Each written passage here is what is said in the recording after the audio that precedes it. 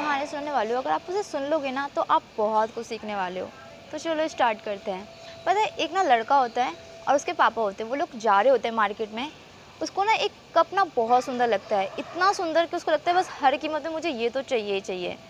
तो वो अपने पापा से बहुत जिद करता है कि मुझे ये खरीद दो। उसके पापा उसे मना करते हैं, बट जब वो इतनी जिद करने लगता है, इतनी ज़्यादा जिद करने लगता है, तो उसके पापा भी हार के वो कप उसको खरीद के दे देते हैं।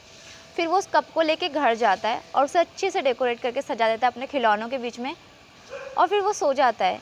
रात को उसे उसी कप का सपना आता है और वो कप उसे बोलता है, तुम्हें पता है कि मैं इतना सुंदर क्यों हूँ, मैं इतना अच्छा क्यों हूँ, और तुमने मुझे ही क्यों चुना इतने सारे कपों के बीच में। वो लड़का सपने में पूछता है, क्यों, बताओ। तो वो कप उसे अपनी कहानी सुनाता है। कहता है, मैं एक मिट्टी थी और मुझे इस तरीके से गूंदा गया, पीसा गया, बहुत तकलीफ़ दी गई। मैं अपने मालिक को बोलती रही, चिल्लाती रही, ऐसा मत करो, मुझे छोड़ दो, मुझे जाने दो, मैं मर जाऊंगी। बट मेरे मालिक ने मेरी एक नहीं सुनी। फिर उसके बाद मैं एक सुंदर आकार में तो आ गई, बट मेरे ऊपर अभी और कुछ नहीं हुआ था। मतलब और भी कुछ नहीं था, सिर्फ मिट्टी मिट्टी था, जो कि पहले से बेहतर था। मैं अपने आप को पहले से बेहतर महसूस कर रही थी।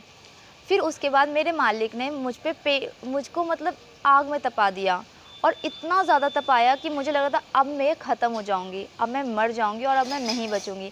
मैं अपने मालिक के सामने चिल्लाती रही, रोती रही, बोलती रही, बस अब मत करो, अब मैं मर जाऊंगी, बस जाने दो, मुझे छोड़ दो, मुझे छोड़ दो। बट मेरे मालिक ने मेरी एक नहीं सुनी। उसने मुझे बहुत तपाया, बहुत तपाया, और अब मैं पहले से मजबूत और पहले से और अच्छी, बेहतर बन चुकी थी। बट मुझे यहाँ तक आने में बहुत तकलीफ़ हुई थी। फिर भी मेरे मालिक ने नहीं रोका, मुझ पे पेंट किया, जो बहुत गीला था, बहुत बेकार था। मैंने उस बारे पे भी अपने मालिक से बहुत रिक्वेस्ट करी, मुझे जाने दो, ऐसा मत करो, छोड़ दो, बट मेरे मालिक ने एक नहीं सुनी। मुझ पे अलग अलग चित्रकारियाँ की, इतना सुंदर मुझे बनाया, इतना आकर्षित मुझे बनाया, और अब मुझे एहसास हुआ है कि इस यहाँ तक मैं पहुँच पाई हूँ, इतनी मेरी अहमियत बन चुकी है। तुमने मुझे पसंद किया सिर्फ़ इसलिए क्योंकि मेरा वो संघर्ष था, मेरी वो मेहनत थी।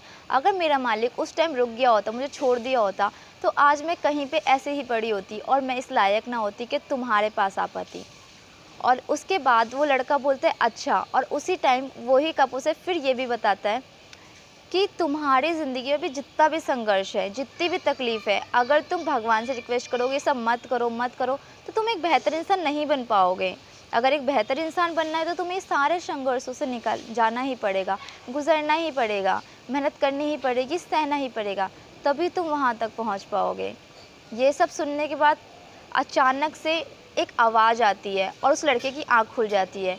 वो लड़का फटाफट से भाग के जाता है उस कप के पास, उस कप को देखता है, वो कप ऐसी का ऐसी रखा होता है जैसा वो रखा था।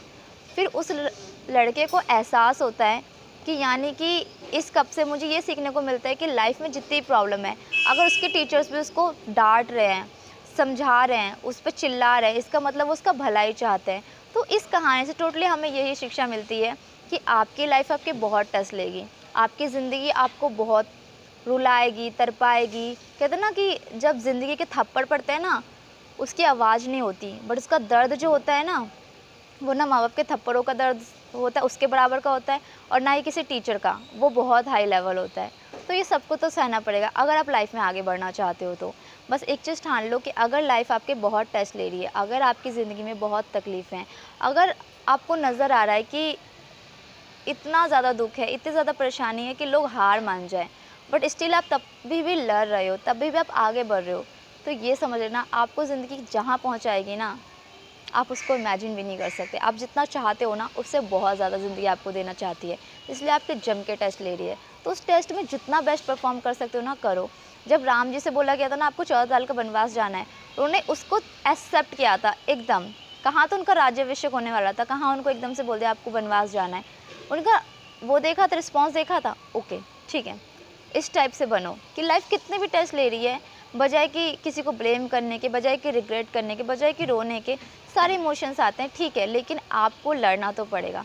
गिव अप मत करो, ये मत सोचो कि मुझसे नहीं होगा, आपसे होगा और आप ही से होगा, तभी लाइफ ने आपको चुना उस चीज़ के लिए।